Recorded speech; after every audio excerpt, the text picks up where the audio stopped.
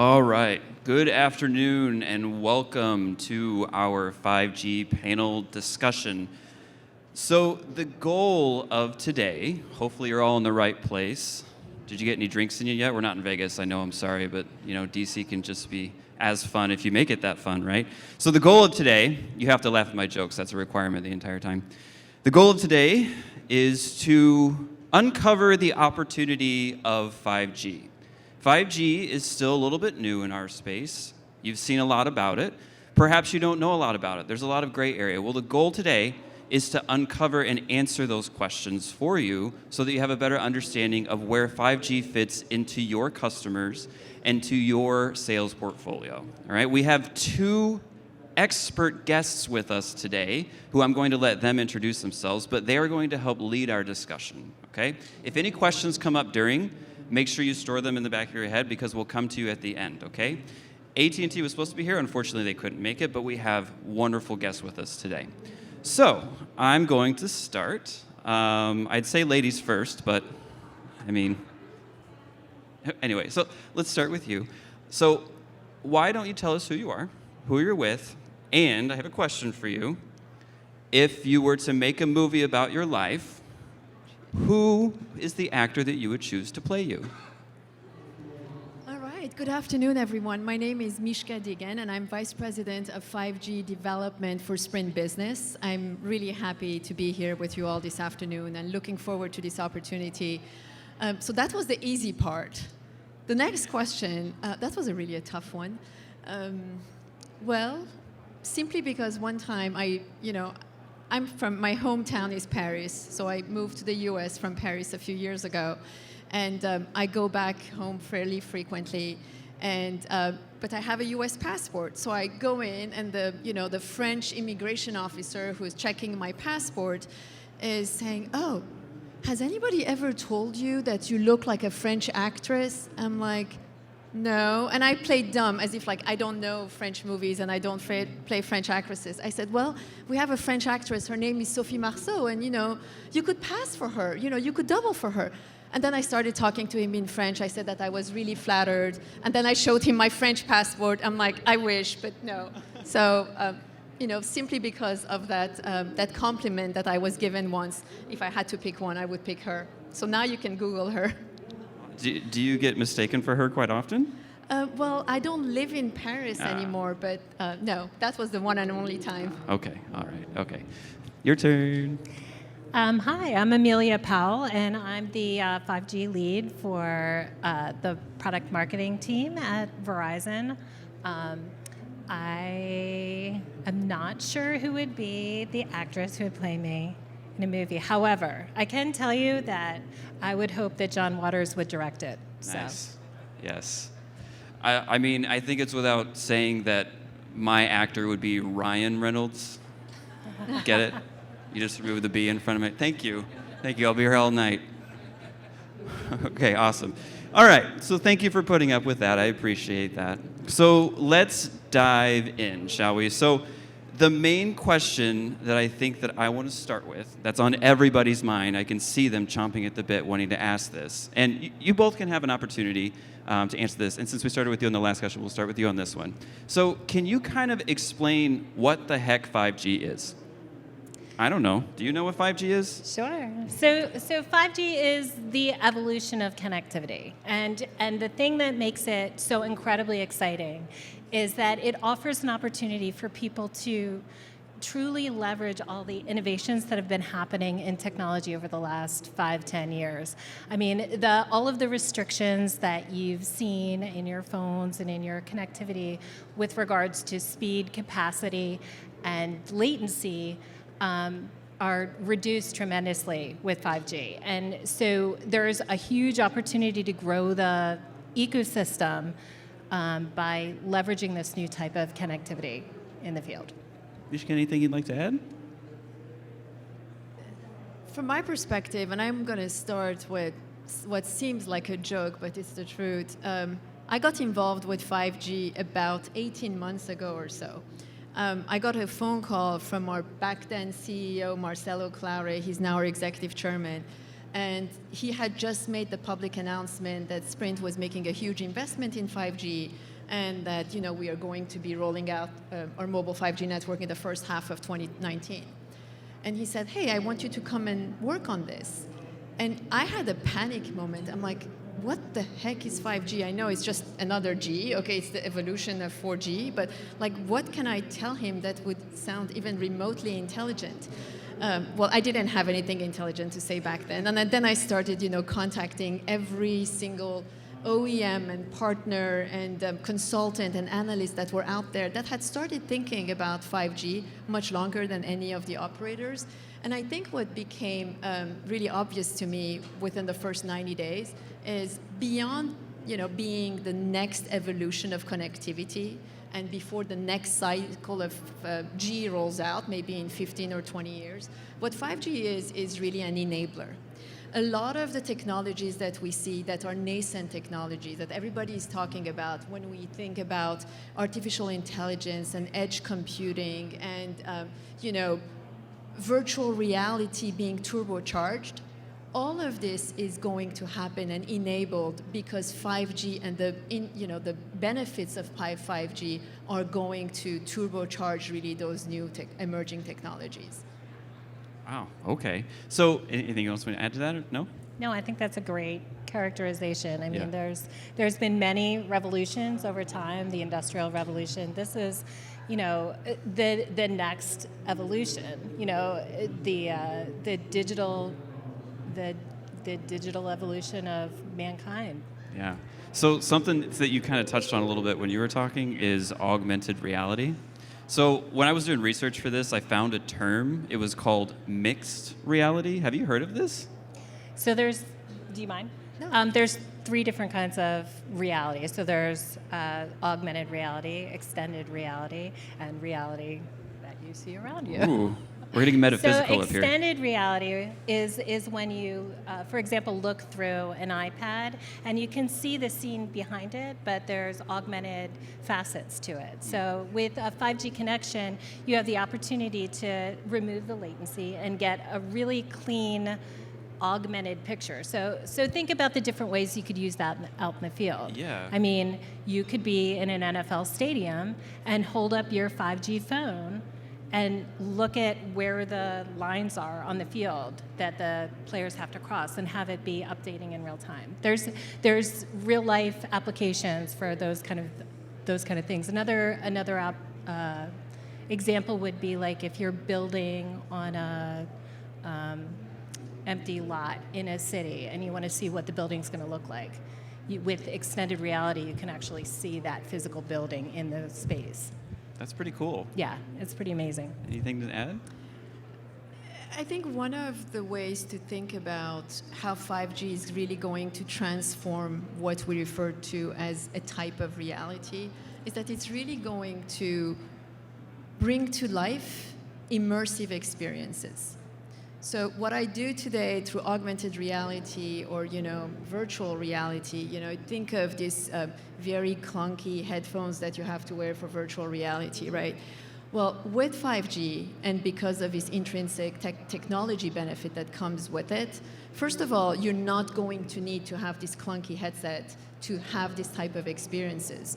And that immersive experience is going to have implications not only on our consumer lives, just the example that you took, you used is, you're sitting in a stadium now because of 5G and that immersive experience, not only you're sitting there, but you actually can see 20 different angles in the stadium using 5G technology. And this is not just like, a science fiction application, like our colleagues and friends in Australia actually did a test in one of their local football stadiums or soccer stadiums in Australia, and they tried it out. And when you see the results in terms of the experience that the guests in the stadium had, is completely different than what we see and experience today.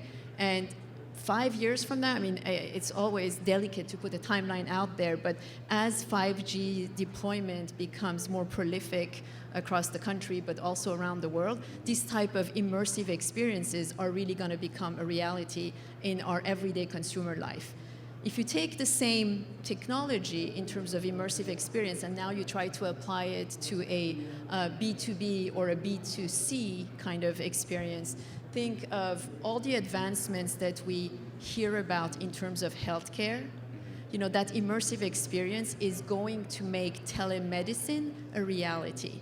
And these are things that you just hear about today, or some doctors are maybe starting to play around the on-demand kind of approach towards helping out a patient being miles away. With the immersive experience and the 5G technology that will be behind that immersive experience, those doctors can go that much further in terms of not only assessing the best course of action for their patients, but think about all the savings that are going to come from that for all of us as a society, and not to name the most important one being insurance companies' costs going down tremendously. I think you make a great point there, and to kind of further what you were saying, one of the tricks to it is that the ecosystem needs to grow. There needs to be more and more applications and devices that can use this type of technology so that they can leverage it. Verizon is working with a company called Medivis, who actually is using 5G technology to take CT scans and MRIs and stitch them together so that a doctor can wear Google glasses and see, a patient's brain in real time layered on top of their body before they make an incision. And they've found that when they use this kind of technology, it actually reduces the amount of time that the patient needs to be in surgery. So it's a very tangible example of how 5G can, bring better patient outcomes right from the onset. So I think you both touched on a very good point. So I don't know if our channel partners are going to go out and sell stadiums on day one whenever they're able to sell this type of technology. Do you think that they should, as a selling point, dwell on the experience? Is it the actual technology itself? Is it the ease of use? Is it where should they focus? Because if they're getting into this type of technology and selling it and they're brand new to it, like I said, they may not go into a hospital and sell it. That's very real applications, and they're very cool. I'm excited that I get to download Game of Thrones in like 3 seconds. But everyone's excited about it. Yeah, I know. But where should they focus if they're going into, mom and pop's muffler shop? Do you want me to take that? So I think the first thing to focus on is the path to 5G. So there's all different size businesses that they're going to be working with. And the important thing for them to keep in mind is that there's a vast portfolio of tools available through Verizon and I'm sure our competitors, where you can make sure that you're leveraging your data well from the beginning, making sure that you have your security in place, your private networks in place, all of these boxes are checked so that you can get to the point when you have a 5G connection, you can really find great value in it. Because the one thing that's really important to keep in mind about 5G is that it will allow so much more data to flow over your network. You have access to much, much better quantities of data in near real time. And when you can get to that near real time scenario, you can make faster business decisions by using things like machine intelligence and augmented, programming and things like that. So it's the path that's most important. Okay, all right. So what is it about 5G that makes it so fast? I mean, what's the thing that all of a sudden came to fruition that it's like, we can give you so much data so fast? I mean, what is it? Like, I've been asked the question, like, when we talked about what is 5G, we talk about, well, it's fast. It's like, well, what makes it fast? Like, what did you have to do to make it fast? Well, I don't think that we should be really looking at what is it that makes it so fast, because it's the spectrum behind it, and Sprint has the 2.5 spectrum. We are, this is referred to as the mid-band spectrum. So that's what gives us the ability to have a truly mobile 5G deployment. Our competition has different types of spectrum, so they have a slightly different approach in terms of how they're deploying 5G. So I don't think it's so much what makes it so fast. It's about why did we decide to go after the new 5G standards and make it that the norm for the next evolution of technology. It was simply the demand for connectivity, the explosion of demand, just that all of us consume as a society. That was really the key driver in making sure that the the technology could support that explosion. Think of where we were with 4G 10 years ago. Think of the companies and the industries that came to life because of what 4G was able to give them. It sounds like a cliche example, but you hear it all the time. I mean, who knew that there was a term called ride sharing, 10 years ago?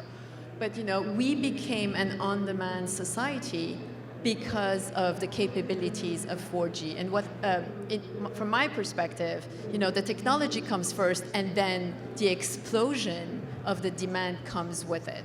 So in 5G, the cycle that we're in is, and it's the same regardless of which operator that you talk to. I mean, we can all talk for hours on end about the different industries and the businesses that are going to benefit from 5G.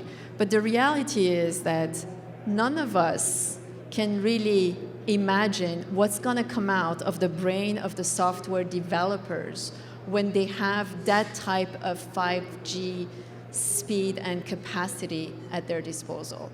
And I'm really convinced, and we joke about it, that somewhere in a dorm room there are like two really clever kids who are thinking about the benefits of 5G and that are going to come up with the next wave of digital transformation, if you would, in parts of our society that we cannot really think about today. Yeah, I think you make a great point. Years ago we started investing in the technology, and we, worked to develop the 3GPP standards that were the foundation for 5G.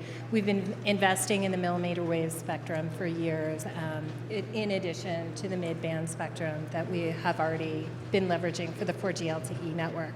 And a critical piece, as you mentioned, is building up that ecosystem. So that's why we spend a lot of effort and time working through the 5G Labs program to make sure that young developers and upstart companies are getting the opportunity to kind of kick the tires a little bit on the technology and really get an understanding of how they can take it to the next level. So it's a building process. I mean, it's a completely new network that we're building out. That's why you're seeing it pop up in cities and grow from there.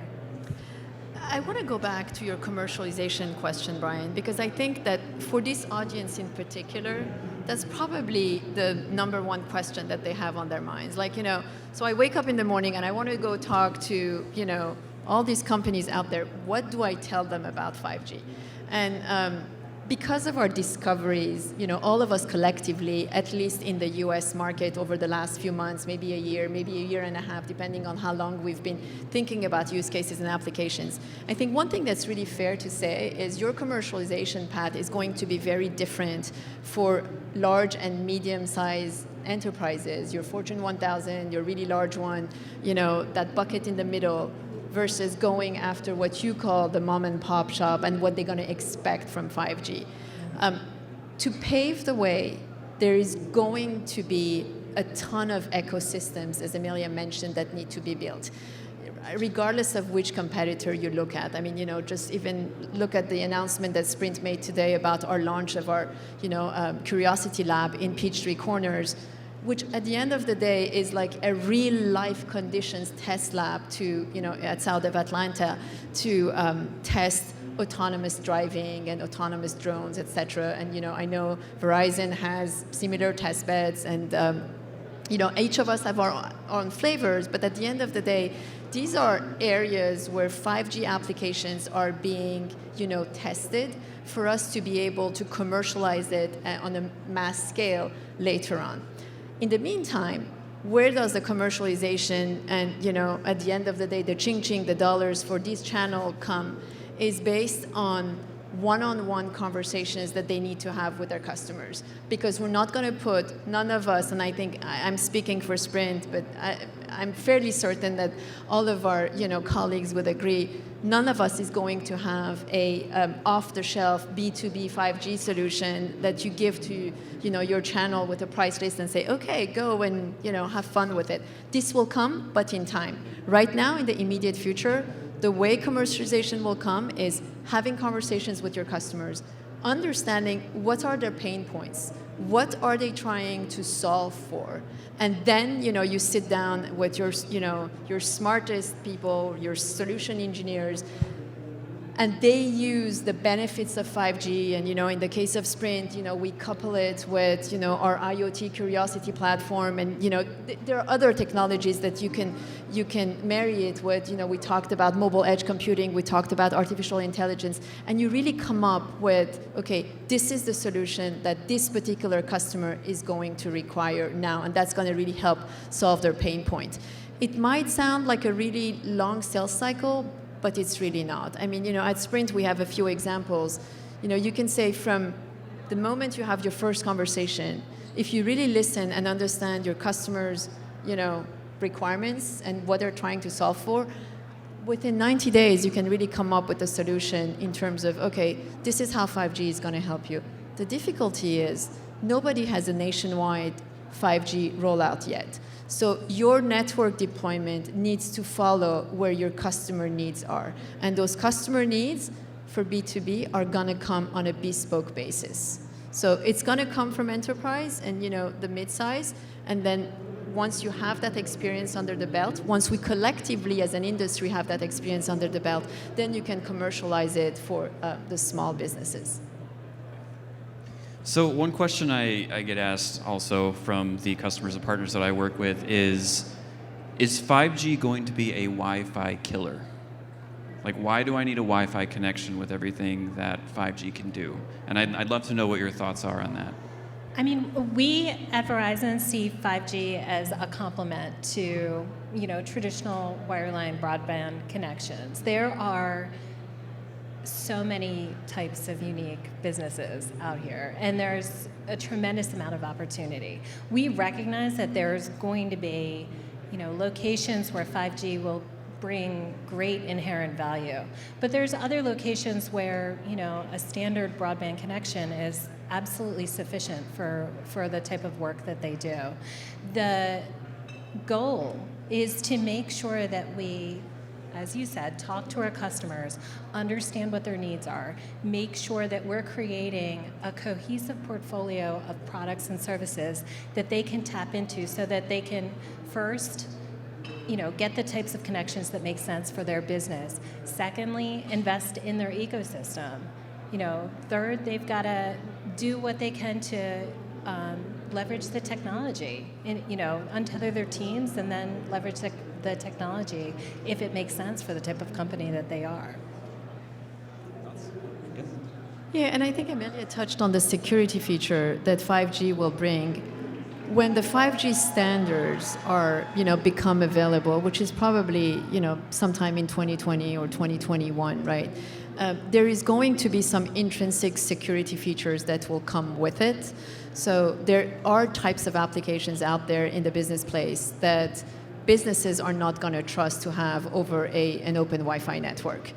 With the 5G standards, that's going to address any of their security concerns. So I completely agree. There is a complementarity between what 5G does now with what Wi-Fi does. It solves different use cases and applications. Typically, the type of B2B use cases we are focused on right now are applications that cannot be addressed with Wi-Fi.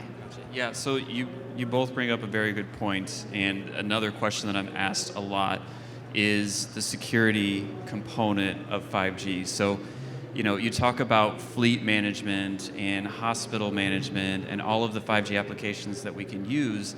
That opens up a lot of endpoints, and a lot of people say that opens up a lot of doors for people to come in and pose a threat to their environment. So what implications does, rolling out 5G have, and what do our partners need to know about that? So one of the advantages of 5G is that it was, born and bred in a more modern environment. When we worked on developing the 3GPP standards, we kept modern security credentialing in mind as it was developed. There are some advanced functions within the 5G standards that will make it inherently more secure than previous iterations. Things like the ability to slice the network and make sure that we can have advanced credentialing in place for different applications and things like that will make a big difference out in the field for enhancing security. So will our partners need to be very versed in security in order to sell 5G? Or you mentioned that the way 5G is set up, it inherently comes with a lot of security features. So our partners won't necessarily need to be versed in security? No, because think about what you sell today on 4G LTE, right? Security becomes a question, but not because of the connectivity technology that's behind it. So I wouldn't think that the same way that those security questions are being addressed on 4G LTE today, the same way it's going to be addressed in the interim of 5G standards becoming available. And as I said, when those 5G standards become available, that intrinsic security value will be already baked into the technology. So. Okay. All right.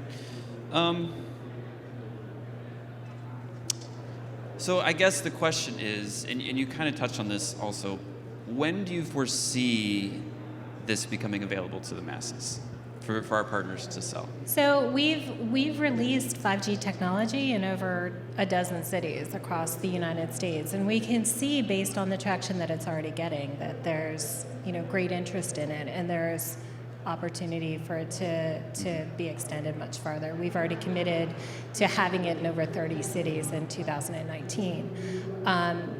It will take some time to build out the network. It's important to remember when you're talking about 5G that it's not just flipping a switch on one network to another. It's actually a new type of technology.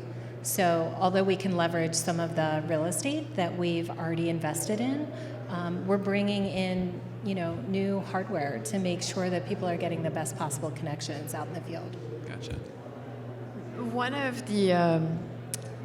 of the situations we have often been faced with talking to our customers over the last few months, even before we started rolling out 5G, and now that we have it rolled out in 9 markets covering over 11 million people, 2,100 square miles of truly mobile 5G that's out there. The question that customers have is not so much about, okay, so 5G versus 4G, is if they are willing to make a new technology investment in their business, and that's valid across all segments, from small, medium businesses, the mom and pop shop that you referenced, all the way to your Fortune 100 companies, those investment decisions need to be future-proof. So they want to make those investments knowing that 5G is being rolled out. They are going to make those investments with 5G in mind. So I think that's one of the biggest driver. And it applies, as I said, across the board. So if you have a very small company thinking about a new virtual assistant product that they want to roll out, right? If they are making that investment, even though having a virtual assistant is nothing new, it's something that's available off the shelf, and they can just get it on 4G today. They say, well, I want to buy something that's compatible with 5G, that's going to work with 5G, and that's going to last me for the next 10 to 12 years because I'm not willing to go back, and so I want to future-proof my technology. I think that's one of the biggest drivers. So even for more generic or off-the-shelf products that we're selling to our business community today, they really want to make those decisions with 5G in mind. Gotcha. So you talked about future-proofing, which is very important.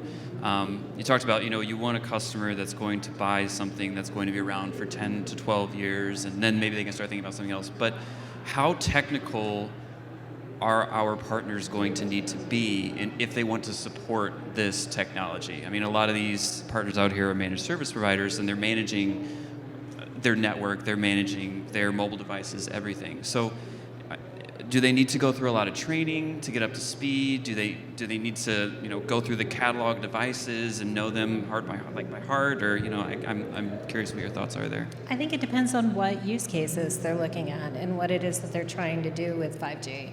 I mean, there's a lot of different ways to use it. If you're using it as just a fixed wireless access point, they have it installed and they're basically using it the same way they've used a wireline connection in the past, but they're not restricted to, like where there's a wire already run into the building. So there's different ways that you can use it. If they're building a next generation technology, obviously they're going to have folks who are developing against it, and that's why it's important that companies like ours are making sure that our developers have access to experts who can help them move the technology forward. Gotcha. Okay. For smaller companies, there's also loads of different plugins that they can leverage that are already thinking through how to use 5G technology in the same ways that they've already been leveraging 4G. Gotcha. So. Okay. Anything to add? I completely agree with what Amelia just said. It's really based on the use case and the application that's being sold.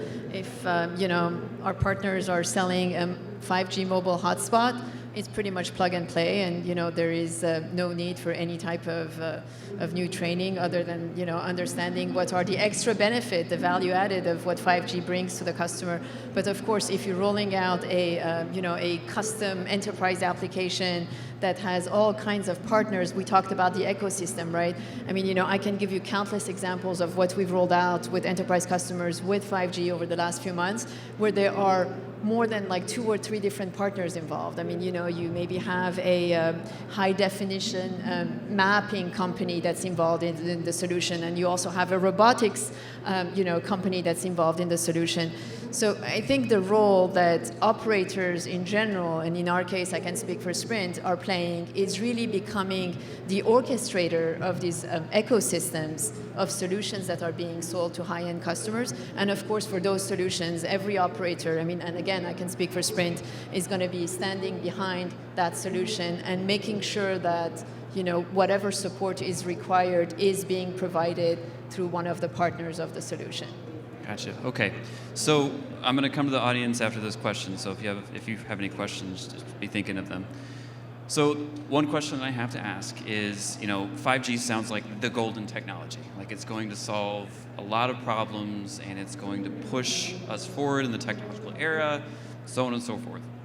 Do you see any downfalls or any pitfalls or any issues arising with this technology? Like, as an example, I was asked today, actually, I wonder if the government is going to overregulate this or something like that. Do you see anything? And if the answer is no, it's okay. But I'm just curious if you see any downfalls, pitfalls with this technology. I really don't. I mean, to be honest,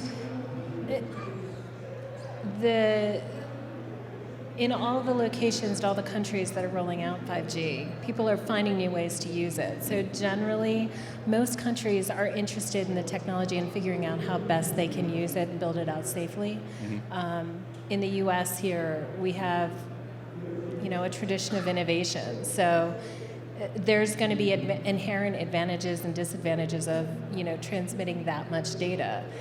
The same rules will apply tomorrow that do today. So if it's garbage coming in, it's garbage coming out. But the goal of 5G is to make it so that you have incredibly high speed transfer of your data.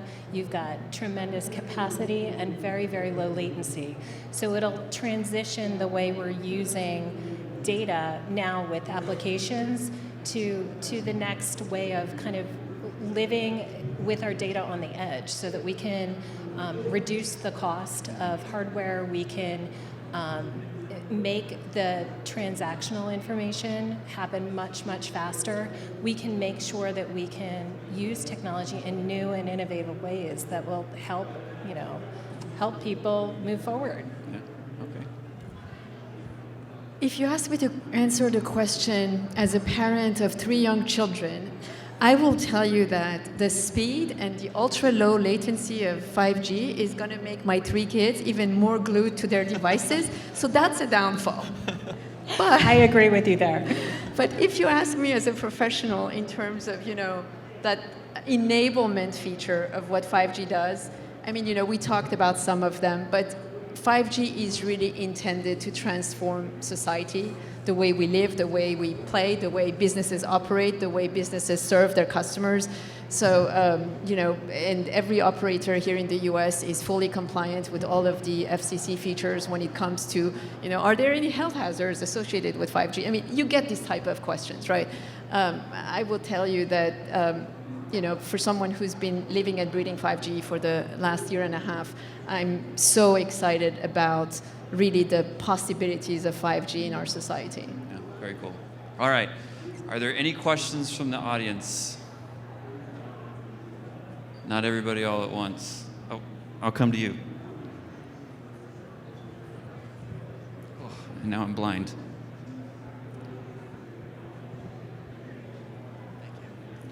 Hi.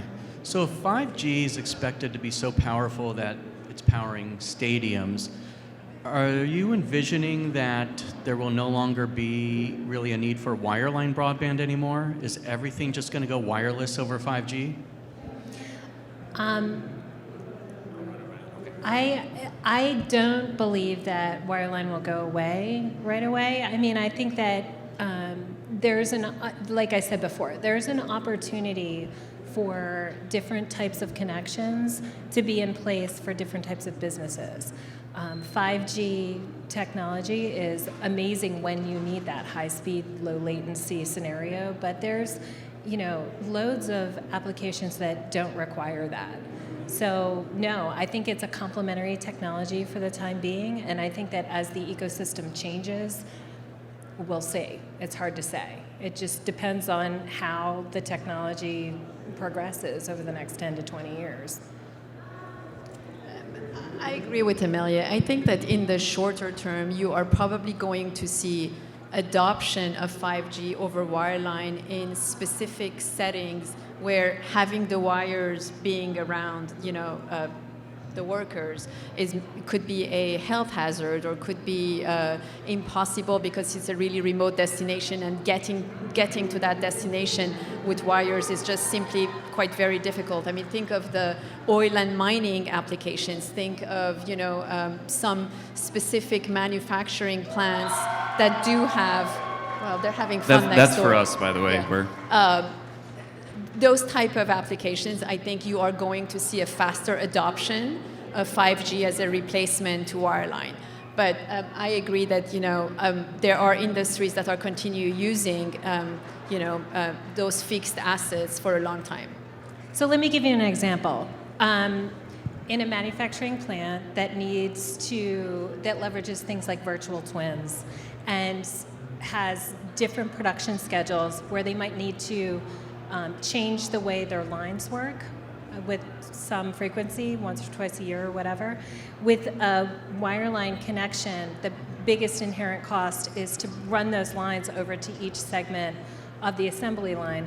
If you're able to connect it over 5G, it untethers the line and gives you a better opportunity to kind of evolve your space to kind of meet the needs of your production schedule. So that can be a huge advantage to a company that's doing things like that. And as we evolve as a society and there's more and more opportunity to have real-time enterprise, 5G is the catalyst for that. That's what will make this near real-time enterprise a reality. All right, any other questions? All right, well, if there's no other questions, then that concludes our panel discussion on 5G. I'd like to thank our two experts up here. How about a round of applause for them?